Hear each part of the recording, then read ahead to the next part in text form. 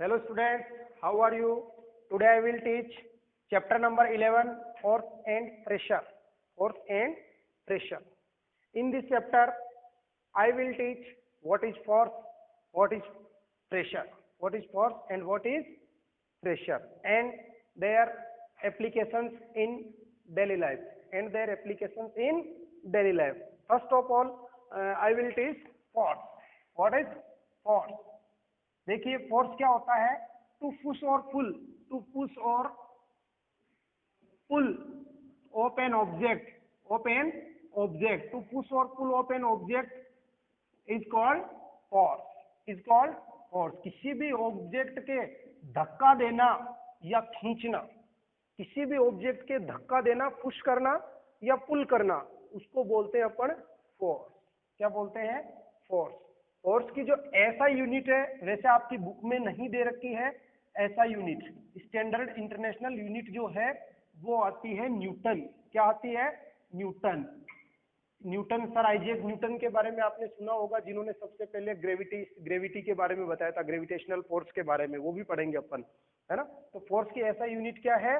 Newton. ठीक है, इसको एन से डिनोट करते हैं अपने दैनिक जीवन में। अब जैसे मैं इसको खींच रहा हूँ तो ये क्या लगा रहा हूँ? इसके फोर्स लगा रहा हूँ। क्या लगा रहा हूँ? Force.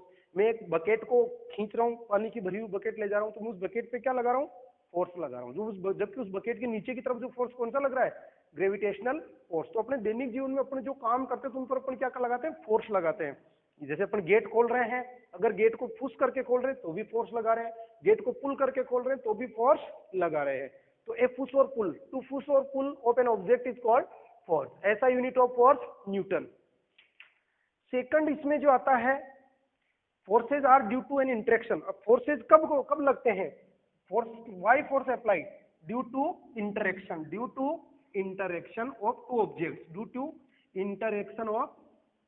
To objects, two objects के इंटरेक्शन से ही होगा। एक कोई भी ऑब्जेक्ट होगा तो फोर्स अप्लाई नहीं होगा।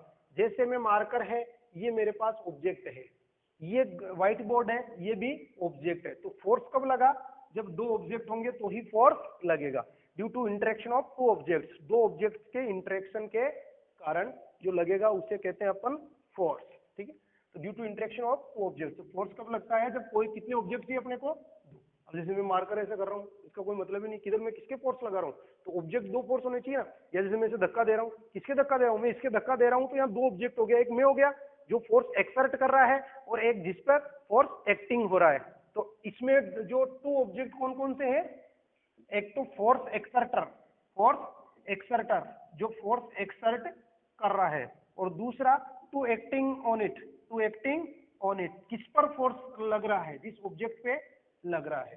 ठीक है, अब देखिए आगे, what happen when force act as on an object. क्या होता है जब फोर्स एक ऑब्जेक्ट पर लगता है?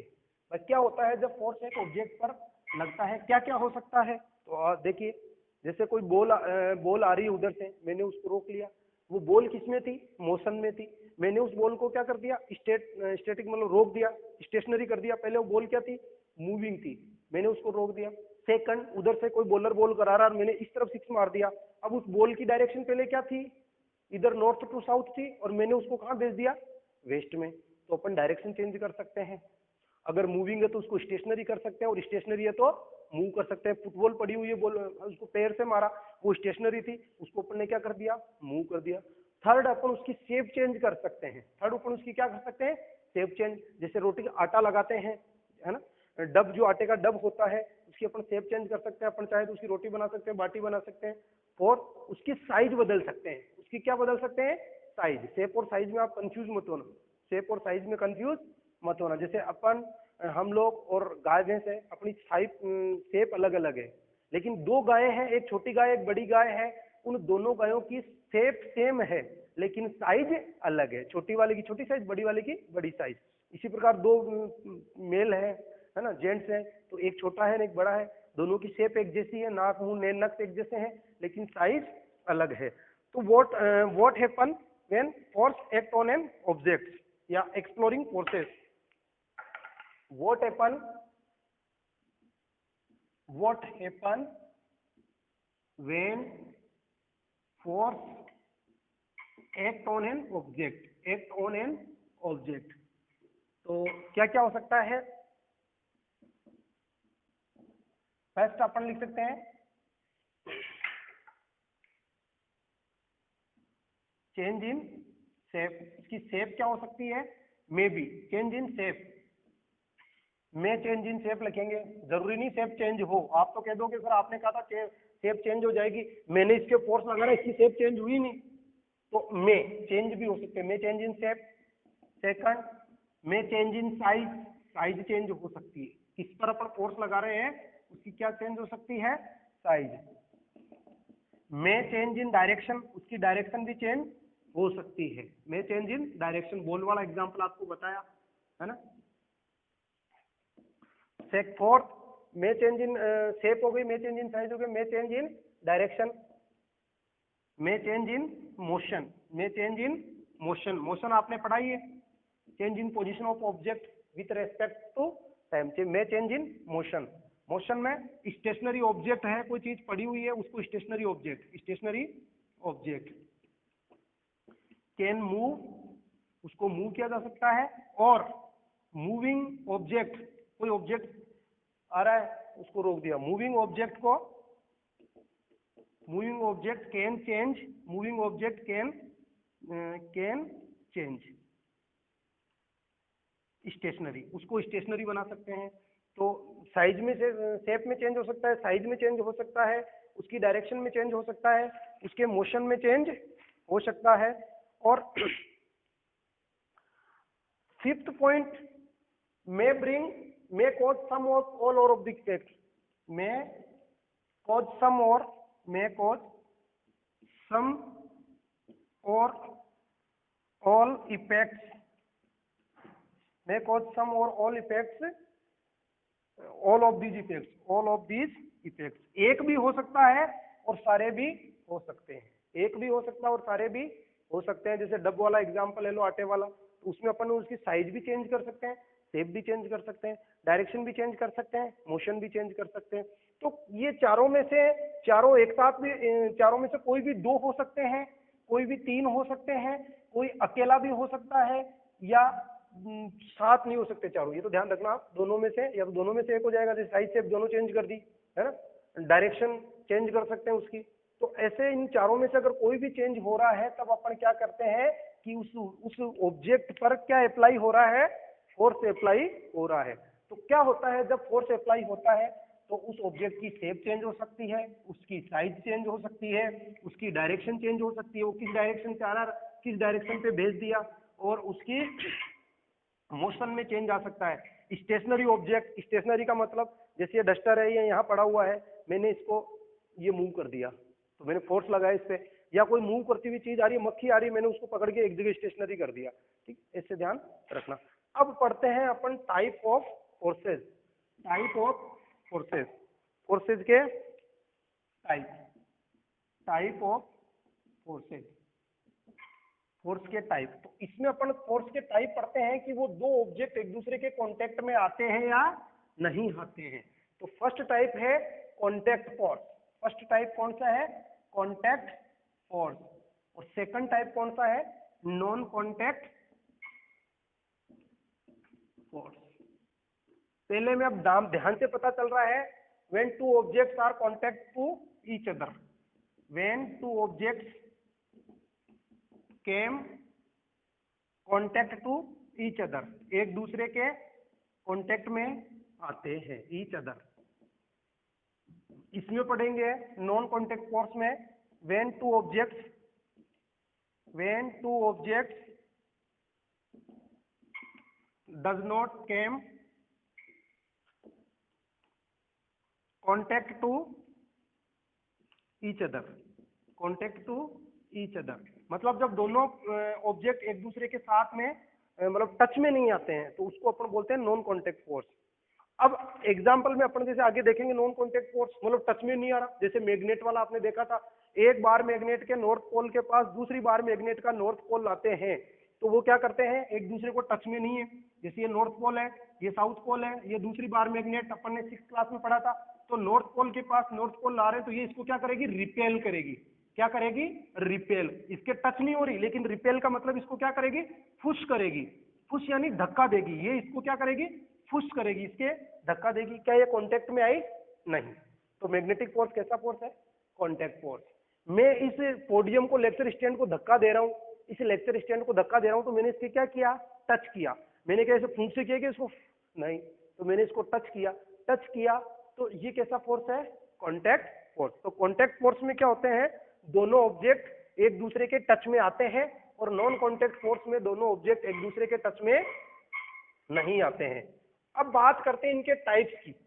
सबसे पहले एक बार इनके टाइप्स, आप इसका स्क्रीनशॉट भी लेते रहना, जो भी आपको नई चीज दिखती है। इसके कांटेक्ट फोर्स में अपन दो आपके दे रखा है, एक मस्कुलर फोर्स, कौन सा फोर्स, मस्कुलर फोर्स, और सेकंड दे रखा है आपके फ्रिक्शनल फोर्स। कौन सा force, frictional force. Non contact जो फोर्सेज है उसमें एक तो आपके मैग्नेटिक फोर्स, मैग्नेटिक फोर्स, और सेकंड जो है वो ग्रेविटेशनल फोर्स, ग्रेविटेशनल फोर्स, और थर्ड जो है वो है इलेक्ट्रोस्टैटिक फोर्स, इलेक्ट्रोस्टैटिक फोर्स। अब देखो मस्कुलर फोर्स में क्या, सबसे पहले ये पढ़ेंगे अपन, तो 5 टाइप्स आपके हो गए। मस्कुलर फोर्स में नाम से पता चल रहा मसल्स काम में आएगी। तो मैं इसको धक्का दे रहा हूं तो ये कौन दे रहा है, मसल्स। जैसे अपन किसी चीज के धक्का देते हैं, खींचते तो अपनी मसल्स खींचती है, अपनी मसल्स में कॉन्ट्रैक्शन और रिलैक्सेशन होता है, अपनी मसल्स में कॉन्ट्रैक्शन और रिलैक्सेशन होता है, ठीक है। तो वहां पर जो कौन सा फोर्स लगेगा, मस्कुलर फोर्स। जब अपने द्वारा, ह्यूमंस के द्वारा या एनिमल्स के द्वारा किसी चीज को खींचा जाता है या धक्का मारा जाता है, तो वहां पर कौन सा फोर्स आता है, मस्कुलर फोर्स। एक एक फोर्स के बारे में अपन पढ़ेंगे। तो ये अप्लाई किया जाता है अपने द्वारा, ठीक है। तो फर्स्ट अपन पढ़ेंगे muscular force. A force which is applied by muscles of living organism, a force which is applied by muscles of living organism. Muscular है ना, मस्कुलर फोर्स लिविंग ऑर्गेनिज्म की मसल्स के द्वारा, किसके द्वारा, मसल्स के द्वारा लगाया जाता है। तो इसमें जो एग्जांपल में आ जाएगा, tug of war game, tug of war, tug of war. इस गेम में क्या होता है, रोप वाला, जो रस्सी खींचने वाला, दोनों तरफ जो रस्सी खींचते हैं, तो इसमें कौन सा फोर्स लगा रहे हैं, मस्कुलर फोर्स लगा रहे हैं। और pickup of bucket, of bucket, upon bucket को उठा रहे हैं तो कौन सा फोर्स लगा रहे हैं, मस्कुलर फोर्स लगा रहे हैं। और ब्लो कार्ट, तो ब्लो कार्ट में जो बेल लगा रहे हैं वो कौन सा फोर्स है, मस्कुलर फोर्स है। तो मसल्स जिसमें काम आ रही है वो कौन सा फोर्स है, मस्कुलर फोर्स। वो कौन सा फोर्स है, मस्कुलर फोर्स। इतना ध्यान रखो बस, ठीक है। अब इसमें एक टग ऑफ वार में मैं शुरू में एक बात बताना भूल गया, जब अपन फोर्स लगाते हैं, जब अपन फोर्स लगाते हैं तो अगर किसी, जैसे मैं इसको फोर्स लगा रहा हूं और एक मेरे साथ आ गया वो भी इसके फोर्स लगा रहा है, तो हम दोनों जब फोर्स लगा रहे हैं, जैसे एक बच्चा आ गया कोई भी, या कोई टीचर आ गया, फोर्स लगा रहे हैं, तो हम दोनों जब एक ही डायरेक्शन में पुश कर रहे हैं या एक ही डायरेक्शन में पुल कर रहे हैं, तो उस समय क्या होगा, हमारा जो नेट फोर्स होगा वो जुड़ जाएगा, वो एड हो जाएगा, क्योंकि हमारी दोनों की डायरेक्शन क्या है, सेम है। रस्सी वाले गेम में ऐसे ही, या दूसरा, जैसे मैं इसको इधर धक्का दे रहा हूँ इस लेक्चर स्टैंड को, और दूसरा टीचर उधर से धक्का दे रहा है, अब जिसका नेट फोर्स ज्यादा होगा ये उधर जाएगा। सपोज दैट मैं स्ट्रॉन्ग हूँ, सामने उदय सिंह जी सर है तो वो हल्के हैं, और मैंने इसको ऐसे दे दिया, तो नेट फोर्स किसका ज्यादा है, मेरा है। तो डायरेक्शन क्या हो जाएगी फोर्स की, उधर की तरफ की डायरेक्शन हो जाएगी, मतलब फोर्स ऐसे लगेगा। तो ध्यान रखना, when force acting on same side, जब फोर्स सेम साइड एक्टिंग करते हैं तो उस समय नेट फोर्स क्या हो जाता है, एड हो जाता है। और when forces act on opposite side, जब फोर्स अपोजिट साइड में लगते हैं तो नेट फोर्स क्या हो जाता है, कम हो जाता है। नेट फोर्स क्या हो जाता है, कम हो जाता है। जैसे ऐसे इधर 5 न्यूटन का फोर्स लग रहा है और इस डायरेक्शन में खिसकाने के लिए, और इसमें 3 न्यूटन का फोर्स जुड़ गया, तो टोटल कितने न्यूटन का फोर्स हो गया, 8 न्यूटन का। लेकिन इधर जैसे 5 न्यूटन का लग रहा है, इस डायरेक्शन में 3 न्यूटन का लग रहा है। अब नेट फोर्स कितना हो जाएगा, यहाँ पे 5n और 3n 2 न्यूटन, 2 न्यूटन का हो जाएगा। और डायरेक्शन क्या रहेगी, ये रहेगी, क्योंकि ये वाला ज्यादा है। तो ये बात हो गई मस्कुलर फोर्स की। नेक्स्ट जो फोर्स आता है उसका नाम है फ्रिक्शनल फोर्स। कौन सा force, frictional force. Frictional force क्या होता है, अपने 12th चैप्टर फ्रिक्शन का है तो उसमें अपन और पढ़ेंगे फ्रिक्शनल फोर्स। फ्रिक्शनल फोर्स सबसे पहले आता है फ्रिक्शन। What is friction? तो फ्रिक्शन एक नेसेसरी इविल है। अपने शूज घिस जाते हैं, टायर्स व्हीकल्स के टायर घिस जाते हैं, मशीन्स के जो पार्ट्स घिस जाते हैं, वो किसके कारण घिसते हैं? फ्रिक्शन के कारण। Frictional force a force which always oppose the direction of motion, जो हमेशा मोशन की डायरेक्शन के क्या होता है? अपोजिट होता है। इसलिए इस फोर्स को कौन सा फोर्स बोलते हैं? नेगेटिव फोर्स भी बोलते हैं। जैसे आप साइकिल चला रहे हो और आपने पेडल देना बंद कर दिया, थोड़ी देर बाद आपकी साइकिल रुक जाएगी। क्यों? क्योंकि आप जब साइकिल पे पेडल मार रहे हो तो आप उसको फोर्स दे रहे थे, लेकिन आपने पेडल मारना बंद कर दिया, तो अब क्या होगा कि जो रोड पे साइकिल चला रहे हो, तो जो रोड के जो है वो क्या करेगी? एक अपोजिट फोर्स लगाती है रोड, उसको बोलते हैं अपना फ्रिक्शनल फोर्स। इसीलिए जो अगर सीमेंटेड रोड होती है तो उसपे गाड़ी के ब्रेक लगा देते हैं तो भी गाड़ी आगे तक जाती है, लेकिन जैसे डामर की रोड होती है तो उसपे गाड़ी रुक जाती है वहीं पे, या थोड़ा सा आगे ही जाती है। तो रोड बनाते समय उसको स्लिपरी नहीं बनाते, एकदम चिकनी नहीं बनाते। चिकनी बनाएंगे तो ब्रेक लगाने के बावजूद भी गाड़ी आगे जाएगी, तो उसको क्या बनाते हैं? खुरदरी बनाते हैं, रफ बनाते हैं, जिससे फ्रिक्शन ज्यादा लगे। तो ये जो फोर्स होता है which always oppose the direction of motion. मैंने यहाँ से गेंद फेंकी, बॉल फेंकी, थोड़ी दूर जाके वो बॉल रुक गई। वो बॉल क्यों रुक गई? क्योंकि उस बॉल पे अपोजिट डायरेक्शन में लगा। मैंने जो बॉल की डायरेक्शन थी वो थी साउथ टू नॉर्थ, और फ्रिक्शन हमेशा कैसे लगा? Opposite the direction, north to south. वो बॉल अपने आप रुक गई। तो वहां पर कौन सा फोर्स अप्लाई हुआ? Frictional force. और ये force always oppose the direction of motion. मतलब आप साइकिल से जा रहे हो, आप बड़ी सादड़ी की तरफ जा रहे हो, तो आपका जो फोर्स लगा रहे हो, आप लगा रहे हो मॉडल स्कूल टू बड़ी सादड़ी, लेकिन आप पर फ्रिक्शनल फोर्स कौन सा लगेगा? बड़ी सादड़ी टू मॉडल स्कूल। आप फोर्स कौन सा लगा रहे हो? मॉडल स्कूल टू बड़ी सादड़ी, मतलब साउथ टू नॉर्थ में जा रहे हो, लेकिन आप पर फ्रिक्शनल फोर्स कैसा लगेगा? North to south. तो ये ऑलवेज क्या लगता है? डायरेक्शन के अपोजिट लगता है। मोशन की जो डायरेक्शन होती है, जिस मोशन कर रहे हो उसके अपोजिट लगती है। इस फोर्स को बोलते हैं फ्रिक्शनल फोर्स। इसके लिए अपन चैप्टर में ज्यादा नहीं पढ़ेंगे अभी। नेक्स्ट चैप्टर जो 12th चैप्टर आपके आता है वो पूरा फ्रिक्शन का ही है, उसमें मैं आपको बताऊंगा। अब बात करते हैं अपन नॉन कॉन्टैक्ट फोर्स की। नॉन कॉन्टैक्ट फोर्स डेफिनेशन में बता दिया, ए फोर्स है ना, a force in which two objects are does not come contact with each other, एक दूसरे के ईच अदर नहीं आते। अब इसमें सबसे पहले आपके दे रखा है मैग्नेटिक फोर्स। कौन सा force? Magnetic force. Magnetic force, the force which is induced by magnet, the force which is exerted by, the force which is exerted by magnet, है ना। तो इसको बोलते हैं मैग्नेटिक फोर्स। फॉर एग्जाम्पल, इसके बारे में भी ज्यादा आप अच्छी तरह से जानते हो। For example, we brought near two bar magnets that have same pole. तो ये क्या करेगी? रिपेल करेगी। क्या करेगी? रिपेल, एक दूसरे के धक्का मारेगी। इधर क्या मारेगी? धक्का मारेगी। तो इसकी डायरेक्शन किधर चली जाएगी? इधर। या अपन ऐसे कर लेते हैं, एक नॉर्थ पोल दूसरा साउथ पोल, और इसका साउथ पोल इसका नॉर्थ पोल, तो ये एक दूसरे को क्या करेगी? अट्रैक्ट करेगी। यहां पर क्या होगा? अट्रैक्ट। तो ऐसे फोर्स को अपन कौन सा फोर्स बोलते हैं? Magnetic force. जो अब इसमें क्या, दोनों कॉन्टेक्ट में नहीं है। देखो ये दोनों कॉन्टेक्ट में नहीं है, तो इसलिए इसे कैसा फोर्स है? ये नॉन कॉन्टेक्ट फोर्स। इसकी एक्टिविटी भी आपने देखी थी, है ना।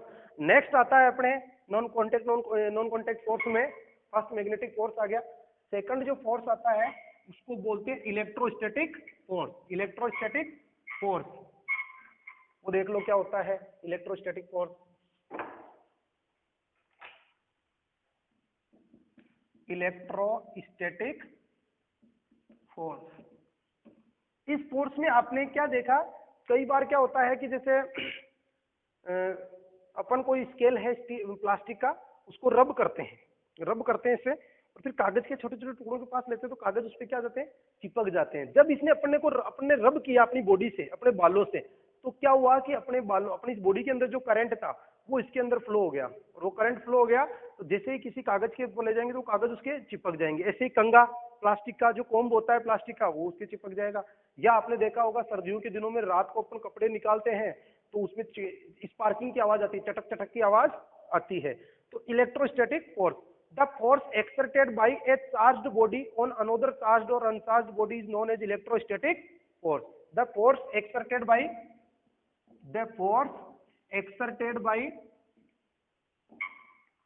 a charged body to another charged or uncharged body, charged or uncharged body is called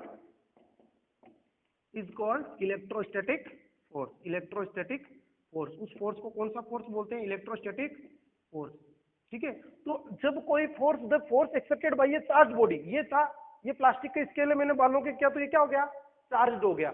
अब मैं इसको या तो दूसरे चार्ज बॉडी के पास ले जाऊंगा, ये दूसरा वाला, ये चार्ज हो गया, सपोज इट, ये वापस समझना, द फोर्स एक्सेप्टेड बाय ये चार्ज बॉडी, ये फोर्स मैंने इसको चार्ज कर लिया, बॉडी टू अनदर चार्ज और अनचार्ज, जैसे ये भी चार्ज है, सपोज इट इसको मैंने चार्ज कर लिया, उसके पास ले जाए या अनचार्ज, या जैसे ये कागज के छोटे छोटे टुकड़े हैं, इनके पास ले गए तो उनको वो अट्रैक्ट करेगा। तो ऐसे फोर्स को कौन सा फोर्स बोलते हैं? Electrostatic force. तो ये एक फिनोमिना है। कई बार आप देखना, आप प्लास्टिक की कुर्सी पे बैठे हुए हो कई देर तक, और जब धूप में बैठे हुए हो और आपके कोई अचानक हाथ लगाता है तो करंट आता है, तो वहां कौन सा फोर्स होता है? Electrostatic force. ठीक है, नेक्स्ट अपने आता है gravitational force.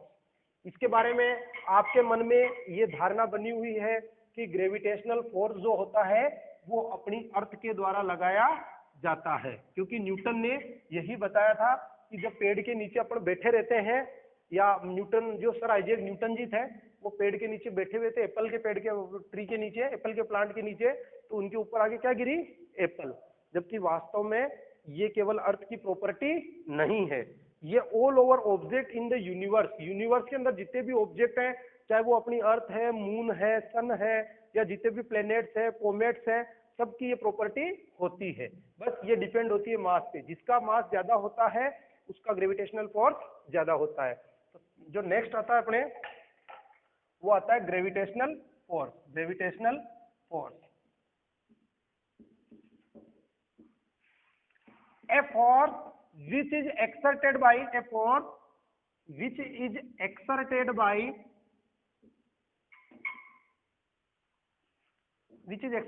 an object to another object, an object to another object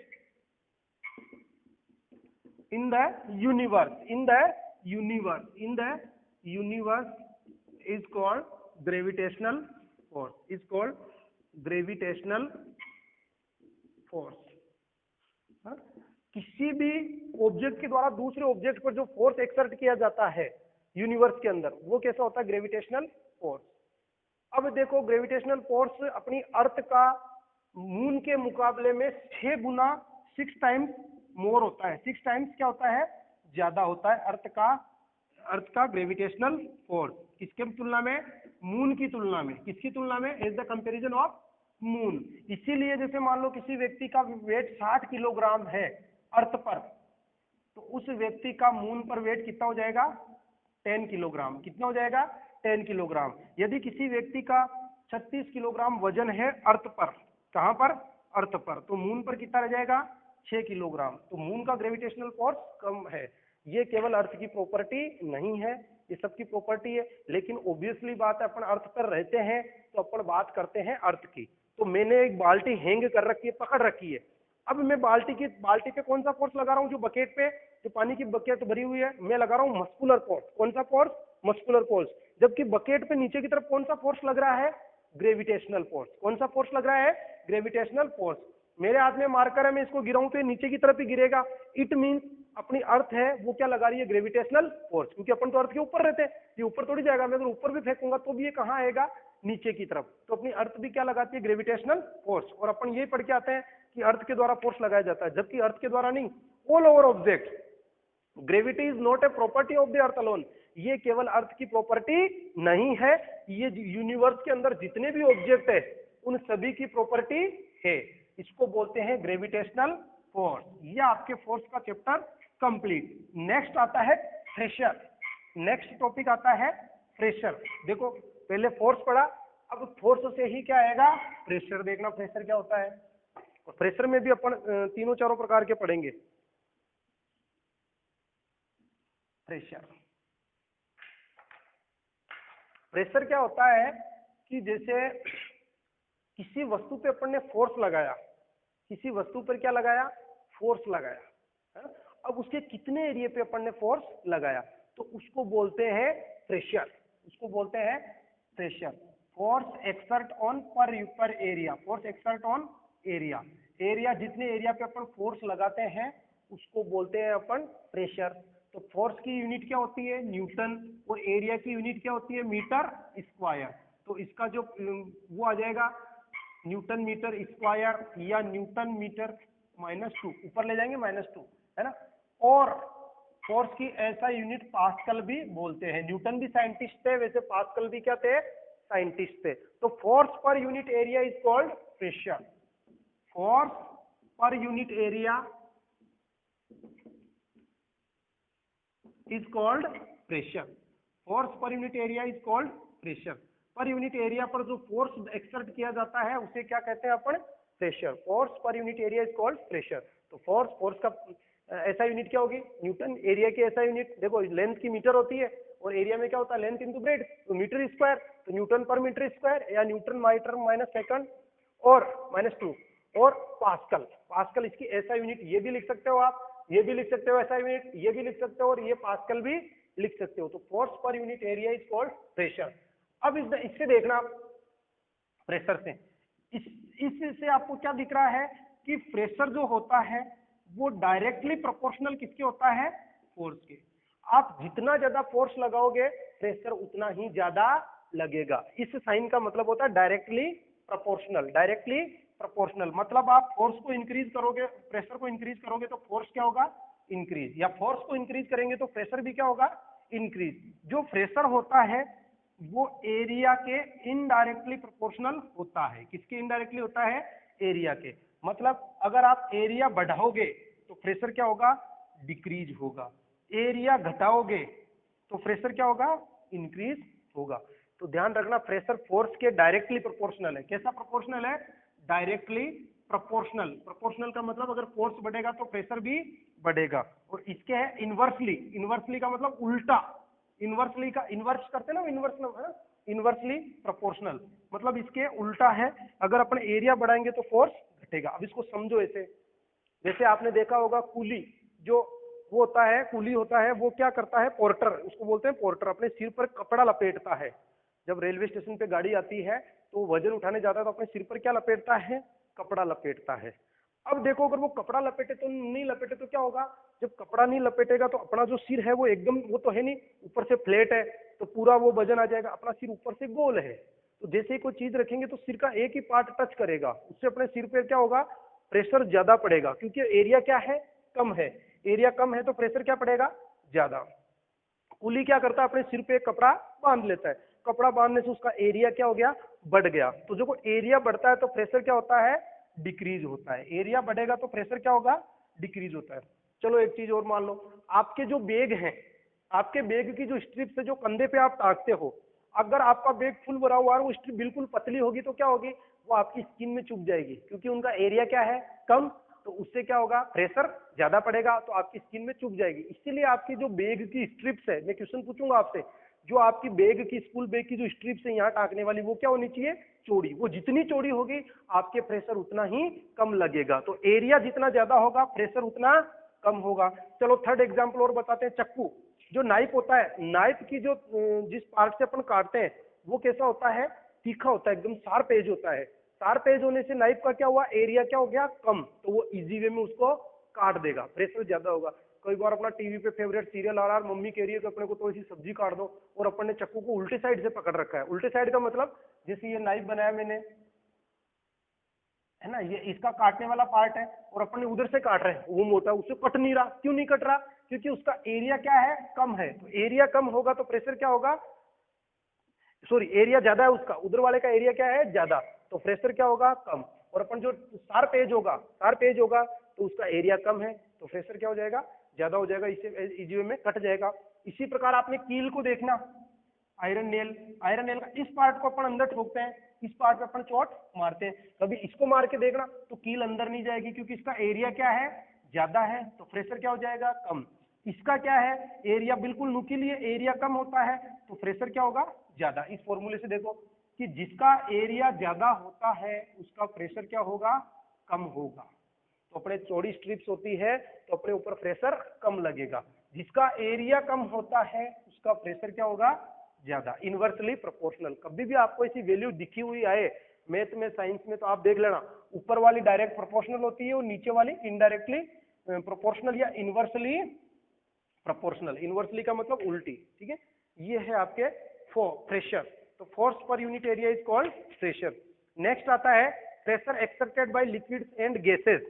क्या लिक्विड और गैस प्रेशर एक्सर्ट करते हैं? सॉलिड तो करते हैं प्रेशर। सॉलिड का तो भी मैंने एग्जांपल बताया, नाइफ के द्वारा सब्जी को काटना, आपके जो कैरी बैग्स होते हैं या जो बैग, जो स्कूल बैग्स होते हैं तो उनकी स्ट्रिप चौड़ी होना, जो पोर्टर होता है अपने सिर पर तौलिया लपेटना, जो कील का जो पार्ट होता है नुकीला पार्ट, जो जिसको अपन दीवार में ठोकते हैं वो नुकीला पार्ट होना, ठीक है।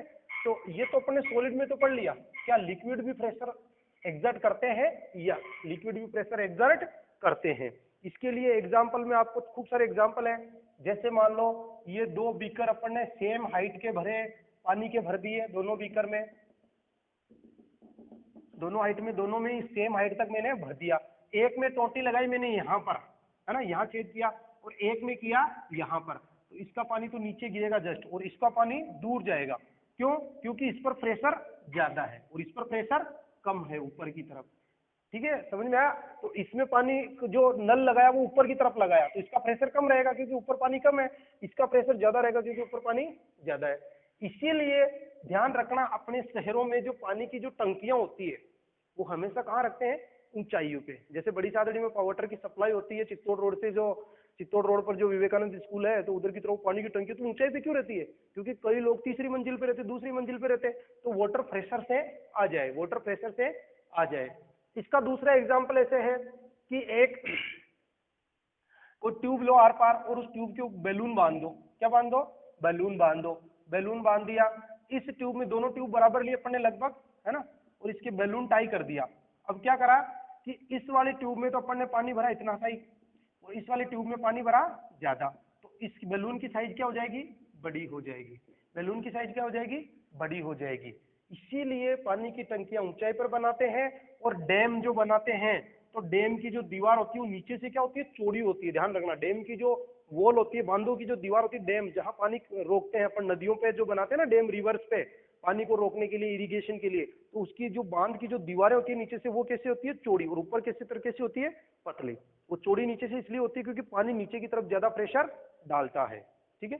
नेक्स्ट आता है गैसेस के द्वारा। ये इसमें और एग्जांपल में देखो, बैलून वाला बता रखा है, एक बोतल वाला बता रखा है। एक बोतल के जैसे देखो यहाँ पर दो तीन एग्जांपल और बता रखे हैं इसमें।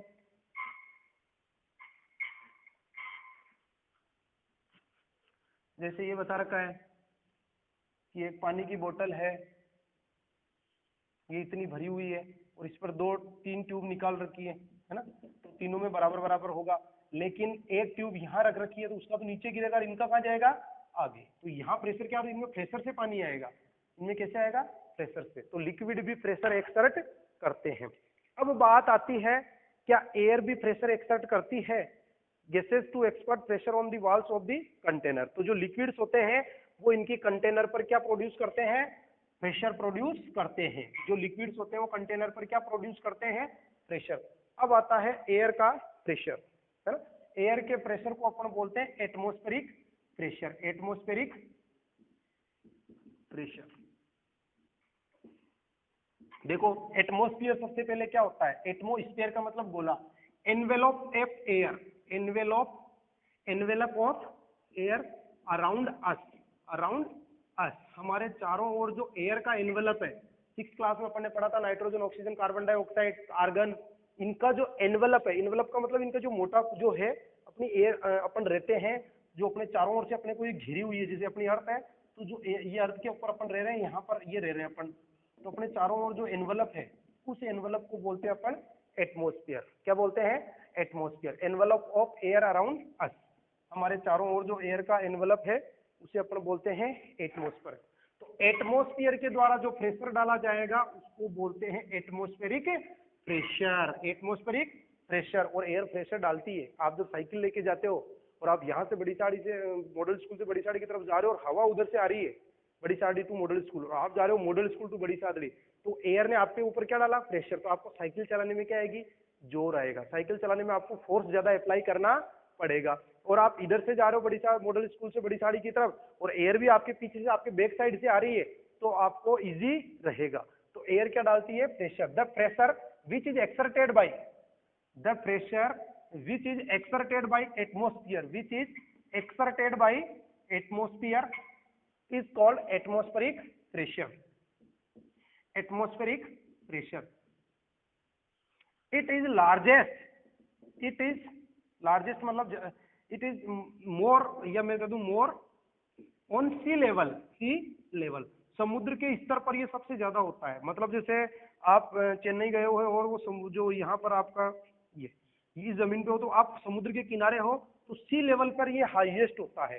और जैसे जैसे अपन सी लेवल से ऊपर जाते हैं ये क्या होता जाता है, लो होता जाता है। इसीलिए जब अपन पहाड़ों पे क्लाइंबिंग करते हैं तो वहां पे अपने को एयर ब्रीथ करने में, रेस्पिरेशन करने में दिक्कत आती है। जो माउंट एवरेस्ट पे जो क्लाइंबर्स जाते हैं वो ज्यादातर इसलिए मर जाते हैं क्योंकि जब वो ऊपर चढ़ते हैं तो वहां पर उनको ऑक्सीजन का लेवल नहीं मिलता, वहां पे एटमॉस्फेरिक प्रेशर लो होता है। और एटमॉस्फेरिक प्रेशर लो होने से अपने नाक से खून आ जाते हैं, आंखों कानों से खून आ जाते हैं। और आप देखो गर्मियों के अंदर जब तेज गर्मी पड़ती है उस समय एटमॉस्फेरिक प्रेशर लो हो जाता है। 7th क्लास में पढ़ने पड़ा था, एटमॉस्फेरिक प्रेशर क्या हो जाता है, लो हो जाता है। क्यों हो जाता है, क्योंकि हीट ज्यादा प्रोड्यूस हो रही है, तो हीट क्या करेगी, एयर को वार्म करेगी, और वार्म एयर क्या करेगी, राइजेस अप, और वहां का एटमॉस्फेरिक प्रेशर क्या हो जाएगा, डाउन। इसीलिए जो फाउंटेन पेन होते हैं वो शाही छोड़ देते हैं। फाउंटेन पेन क्या छोड़ देते हैं, शाही छोड़ देते हैं, क्योंकि एटमॉस्फेरिक प्रेशर गर्मियों में क्या हो जाता है, लो हो जाता है।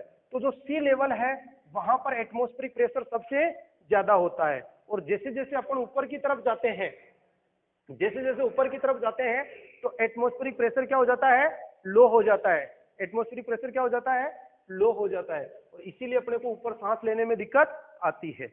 ऐसा माना जाता है या साइंटिस्ट ने ऐसा बताया है कि अगर अपने सिर पे अपन 15 इंटू 15 सेंटीमीटर की 15 इंटू 15 सेंटीमीटर की कोई ट्यूब ऐसी रखें अपने सिर के ऊपर, है ना, ये मैंने अपना बना दिया डायग्राम, तो 15 सेंटीमीटर इसकी ये है और 15 सेंटीमीटर ये है, ठीक है। तो इसका एरिया कितना हो गया, 225 सेंटीमीटर स्क्वायर। तो अपने में अपने ऊपर 225 किलोग्राम, 225 किलोग्राम, 2.25 क्विंटल, 225 केजी, या मैं कहूं 2250 न्यूटन फोर्स क्या होगा, एक्सर्ट होगा। किसके द्वारा, एयर के द्वारा। किसके द्वारा होगा, एयर के द्वारा। 250 किलोग्राम या 2250 न्यूटन फोर्स अपनी बॉडी पर एक्सर्ट होगा। फिर अपने मन में प्रश्न आता है, जब इतना फोर्स अपनी बॉडी पर होगा तो अपन जमीन के अंदर क्यों नहीं दब जाएंगे। तो इसका जो इसके अपोजिट फोर्स अपनी बॉडी में है वो होता है ब्लड प्रेशर। सॉरी, प्रेशर के अपोजिट अपनी बॉडी कौन सा प्रेशर डालती है, ब्लड प्रेशर। और वो ब्लड प्रेशर इसको मेंटेन कर देता है। मतलब अगर अपने सिर पर 15 इंटू 15 सेंटीमीटर की कोई ट्यूब डालें और उस ट्यूब के अंदर जो एयर है वो अपने पे 225 किलोग्राम का प्रेशर या वेट डालती है, लेकिन अपना ब्लड प्रेशर उसको क्या कर देता है, नॉर्मल कर देता है। तो एटमॉस्फेरिक प्रेशर सबसे ज्यादा कहाँ होता है, सी लेवल पे। और जैसे जैसे अपन माउंटेन्स की हिल उस पे जाते हैं पीक पे, वैसे वैसे एटमॉस्फेरिक प्रेशर क्या हो जाता है, लो होता जाता है। यह आपके चैप्टर कंप्लीट है।